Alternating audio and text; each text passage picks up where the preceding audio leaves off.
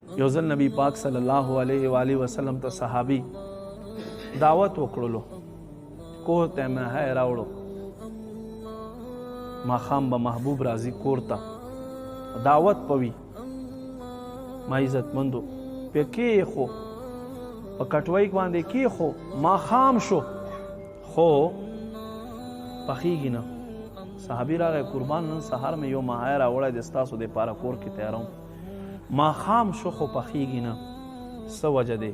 غیب دان نبی غیب باندې خبر محبوب صلی الله علیه و آله وسلم څه ورته فرمایي؟ ورته فرمایي ای زما صحابي دا ماهی به څنګه اوس وځي؟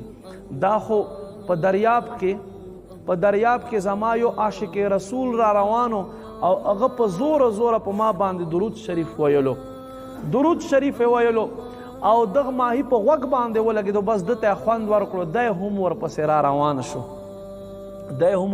روان شو. نو ماهیګیر په جال کې دی ګیر شو. اوس تاسو په اور باندې ښودی دی، دا خو د دنیا اور دی، د ده په غوږونو باندې درود شریف آواز تلی دی. که آخرت اور ته هم واچولی شي، آخرت اور به په ده باندې اثر نه وکړي. دا درود شریف برکات دی.